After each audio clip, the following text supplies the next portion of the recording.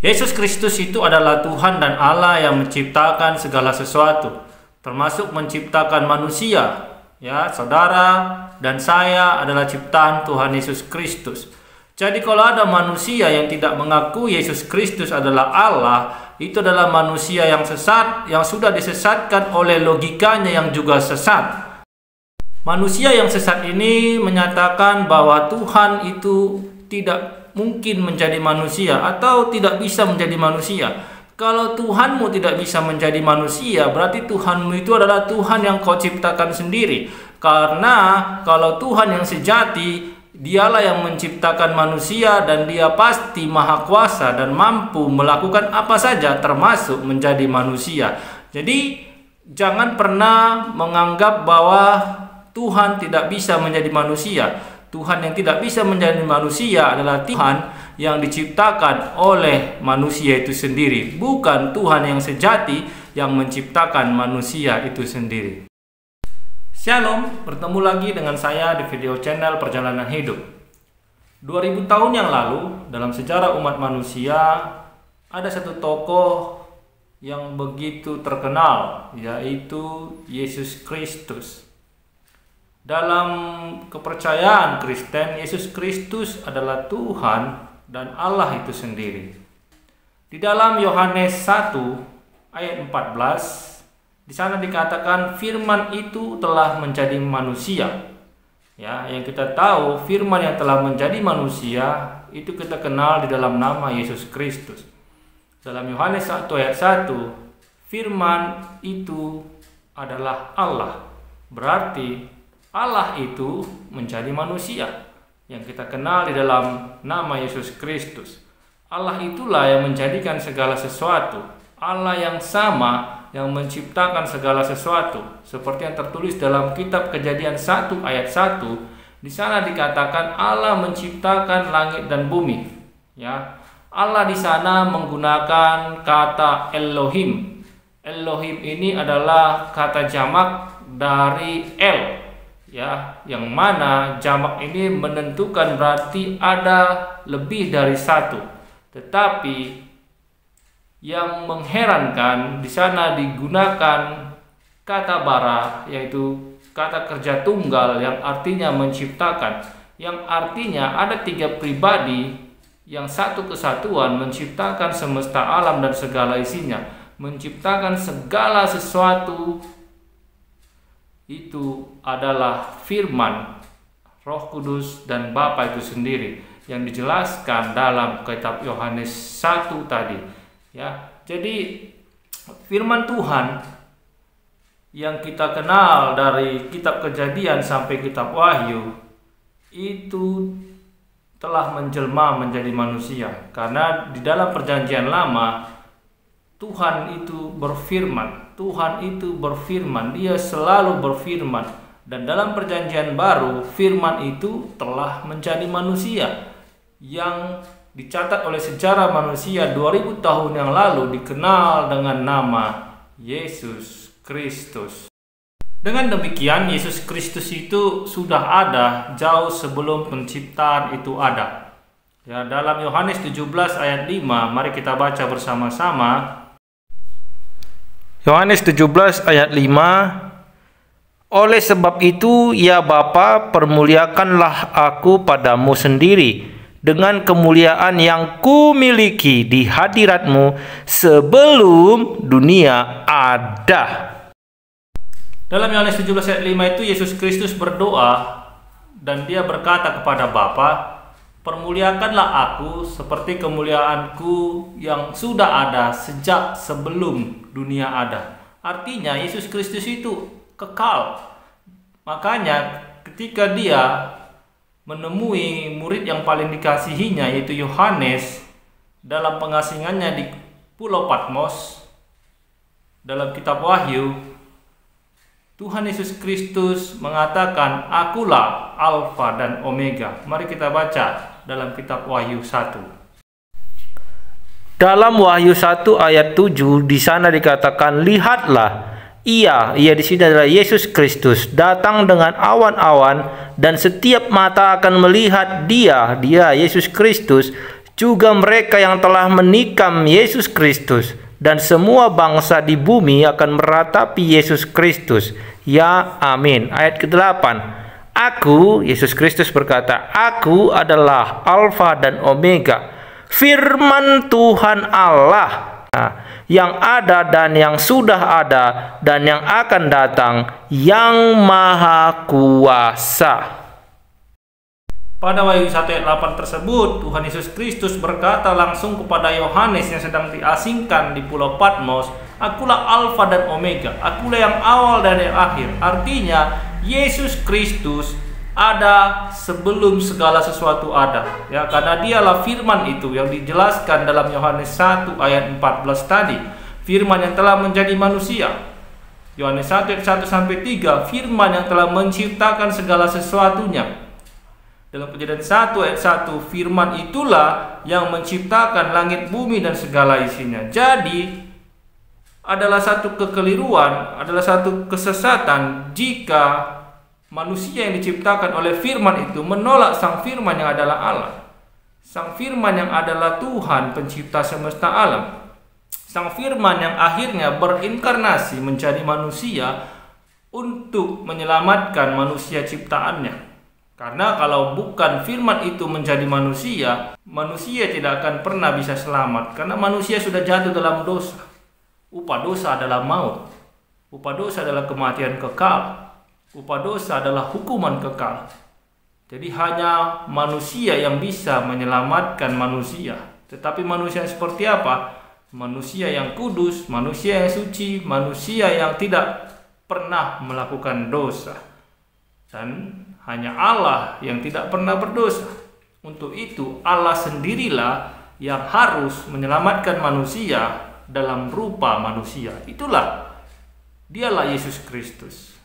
Dialah yang agung, yang maha mulia, yang maha kudus, yang maha sempurna. Jadi jika ada manusia yang menyangkal Yesus Kristus yang adalah Tuhan dan Allah, itu adalah manusia yang sudah disesatkan oleh penyesat.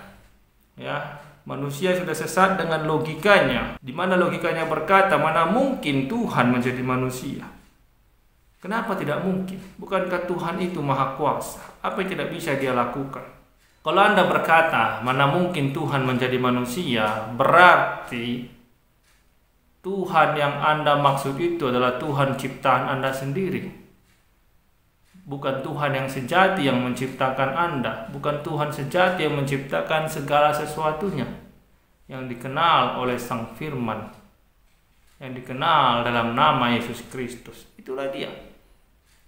Jadi jangan pernah menyangkal keselamatan itu. Jangan pernah menyangkal keilahian Tuhan Yesus Kristus.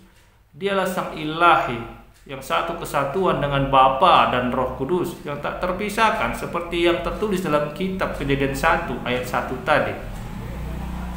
Pada mulanya Allah, di sana Allah menggunakan kata Elohim, yaitu bentuk jamak dari El. El adalah yang ilahi, yang maha kudus, yang maha kuasa. Ya, dan menciptakan di sana menggunakan kata kerja tunggal. Artinya ada 3 pribadi dalam satu kesatuan, dan salah satu pribadi itu adalah Yesus Kristus. Tuhan yang hadir di antara umat ciptaannya, Immanuel, Allah menyertai kita. Itulah Yesus Kristus. Yesus Kristus yang telah memberikan darahnya untuk menebus semua kesalahan-kesalahan kita di masa lalu. Kita terima dia, karena keselamatan hanya dalam dia. Tidak ada jalan lain menuju Bapa selain melalui Yesus Kristus. Itu Yesus Kristus sendiri yang berkata. Ya, tidak ada jalan lain. Tidak ada satupun yang sampai kepada Bapa di sorga kalau tidak melalui aku, kata Yesus Kristus. Jadi jaminan keselamatan yang begitu eksklusif ini kenapa harus ditolak oleh manusia? Hanya karena logikanya yang sudah tidak sesuai dengan kebenaran, manusia dengan gampangnya menolak, bahkan menghujat Yesus Kristus yang adalah Tuhan dan Allah. Sungguh miris sekali. Dalam kitab Ibrani 1 ayat 3, di sana dikatakan bahwa Yesus Kristus adalah gambaran Allah itu sendiri, wujud dari Allah itu sendiri. Mari kita sama-sama baca. Ibrani 1 ayat 3. Ia adalah cahaya kemuliaan Allah dan gambar wujud Allah dan menopang segala yang ada dengan firman-Nya yang penuh kekuasaan. Dan setelah ia selesai mengadakan penyucian dosa, ia duduk di sebelah kanan yang maha besar di tempat yang tinggi. Nah, kalau sudah jelas Yesus Kristus adalah wujud dari Allah itu sendiri, kenapa kita sebagai manusia yang diciptakan olehnya menolak kebenaran ini? Kenapa kita sebagai manusia yang diciptakan oleh firman itu menyangkal keilahian Yesus? Dia yang maha kuasa, yang maha kudus, yang maha agung, hadir ke tengah-tengah manusia untuk menjadi korban penyelamatan. Ya, karena tadi dikatakan Yesus Kristus harus menjelma menjadi manusia karena dia adalah wujud dari Allah itu sendiri, gambaran dari Allah itu sendiri. Karena kita tidak bisa mengenal Allah itu karena Allah itu adalah Roh yang Maha Kudus. Jadi supaya manusia ciptaan ini mengenal Allah itu, maka Allah itu harus berinkarnasi, harus menjelma menjadi manusia. Dia sama seperti kita, dia merasakan apa yang kita rasakan, dia melalui apa yang kita lalui, sehingga kita tidak punya alasan mengatakan bahwa Tuhan, kami tidak bisa melewati hal tersebut. Tuhan, dalam kedagingan kami tidak bisa melakukan firman-Mu. Dan Allah sendiri membuktikan dalam kemanusiaannya yang kita kenal dalam nama Yesus Kristus, dia menggenapi semua firman itu. Artinya kita mampu untuk melakukan semua firman Tuhan. Jadi Yesus Kristus itu adalah Allah dan juga dia adalah manusia. Kesempurnaan ada dalam dirinya, kesempurnaan ada dalam Yesus Kristus, kesempurnaan ilahi dan kesempurnaan manusia, semua ada dalam dia. Jadi beruntunglah kalau kita menerima dan percaya kepada dia. Ingat, percaya. Ketika kita percaya, maka kita akan memperoleh keselamatan itu. Ketika kita percaya, kita akan mendapatkan keselamatan itu.